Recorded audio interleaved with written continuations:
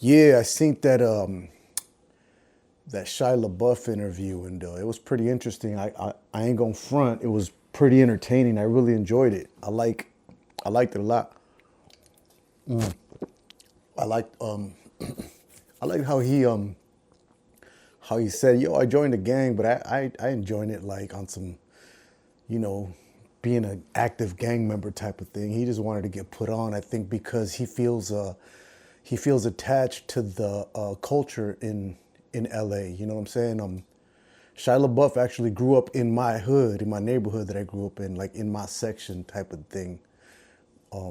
So he knew Echo Park in the 80s and 90s, and what he was saying was that, they eradicated the Chicano culture out of Echo Park, which is true because Echo Park has a deep history. You know what I'm saying?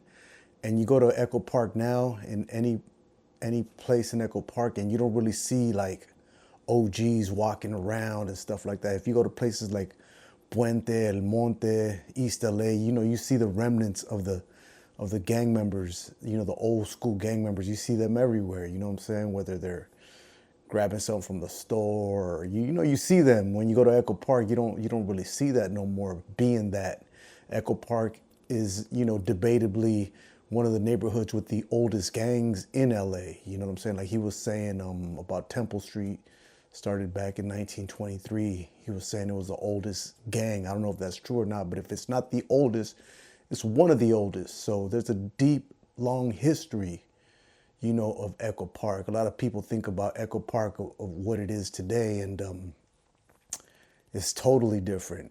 Today, it's not the place that it once was, the hard Echo Park that I grew up in. And I'm not really trying to like glorify, the gang thing, because, I'm a man of God. I don't really try to glorify the gangs like that, you know what I'm saying? But back when I was growing up, you couldn't go up the avenue if you didn't belong there. You couldn't go, to certain alleys if you didn't belong in them. You couldn't, you know what I mean? Certain liquor stores, if you weren't from right there, you couldn't pull up. You know what I'm saying? You'd have a hard time. They'd give you trouble. It was a very rough area. You know what I'm saying? Matter of fact, the reason my family moved out, and a lot of families moved out, was not because of the hipsters. It was because of the violence. You know what I'm saying? A lot of violence back in the day. Like, for instance, myself, me and my family, before I was even involved in anything street, in any real street activities, when I was just an innocent bystander, my family experienced my dad. They tried to kill my dad just because he had a little bit of money. He had two jobs, so they didn't like the fact that he had a little bit of money. So they tried to kill him. They didn't. So the next day they came back and tried to finish the job because they shot at him. So we moved across the street. So he survived an attempted murder twice. We moved across the street. 3 months into moving across the street, getting away from that, they blasted up our car. They put like 6 holes in our car. I almost got hit in the back of my head just from renting movies, just being innocent bystanders, thinking they thought that we was from the gang, you know what I'm saying, and lit up our car. A few months after that, they lit up the house, my neighbor's house, because they were like little Filipino like taggers. So the local gang thought that they were from a Filipino gang, so they lit up the house and shot up a chick and a dude. Then I got stomped out by the Rampart division at 14 years old.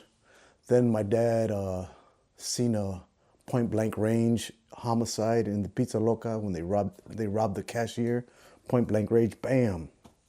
Then we saw a bike buy homicide in the middle of the day. Boom, boom, boom, boom. That kicked off a war of two gangs that used to get along. Back when I used to be in Katy, we found a dead body, a motherfucker that was stabbed up. He was in our clubhouse the night before they stabbed him up, and they dragged him to our clubhouse. In the morning, we found him dead. What else did we experience? And that's just to name, that's the bulk of it, but that's before I even was involved with the streets like that. This was just me and my parents being like innocent bystanders.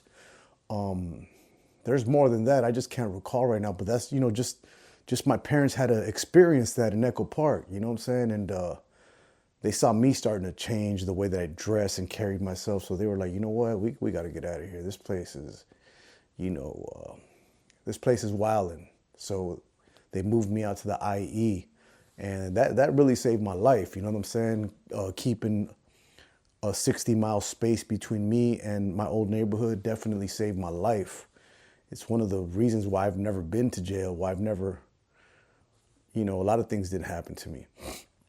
But it was not the Echo Park that you see today. And to be fair, like, no neighborhood today is as bad as it once was, you know what I'm saying? But Echo Park specifically, you know, it was definitely probably the first neighborhood that got hit by the hipsters and the gentrification and stuff like that. And I'm not mad at that. You know what I mean? I could be, but I'm the type of dude that understands that everything is temporary. You know what I'm saying? It was once a white neighborhood, then it was a Mexican neighborhood. It turned into a Mexican neighborhood, then it was white again, then it was Mexican, now it's white again. You know what I'm saying? So it always changes, things always change. And you know, like I said, when I lived there, it wasn't a safe place. So, but it was fun, and there was community, but it wasn't safe to even walk. So, you know, those were the cons. The pros were that it was, you know, having a community. It's nice to go back to a neighborhood where you still see, you know, people, friends, liquor store, stuff like that. There's not really much to go back to anymore. You know what I'm saying? There is a little bit, but not that much. Now, the good thing is that you could go to Echo Park, walk around, there's a vibe and stuff. Everything's expensive. You know, the culture is I would say like 85% gone. But, you know, it is what it is. I guess they realized that it was a gem, and they said, nah, we can't let them have this place, and then they took it over. But yeah, I get what Shia LaBeouf saying, that, you know, the Chicano culture, it was eradicated from Echo Park when it had a deep history, and it's just not the same place no more. And you know, Shia LaBeouf did grow up right there. He grew up right around my neighborhood, right in my neighborhood, if I'm not mistaken. Like I said, I'm not here to glorify the gangs and all that stuff. I'm a man of God, you know what I'm saying? Matter of fact, I would consider myself pretty much Christian the way that I live my life, or try to live my life. So I'm not here to glorify, oh, my neighborhood was so rough. So we all grew up in rough, tough neighborhoods. You know what I'm saying? Every neighborhood is rough, tough, or was rough, tough. But, you know, it's just, it was interesting to see Shia LaBeouf speak on that. He ended up joining Harpies, which is not in Echo Park. That's over more like by South Central and stuff like that. But yeah, he grew up in Echo Park right there in the section, the 90026. Shouts out to the whole 90026. I don't care what part you from. I have nothing but love and respect for everybody.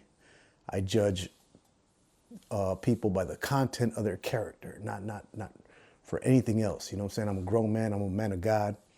But yeah, the 90026, man, if you didn't belong back in the day, you couldn't pull up.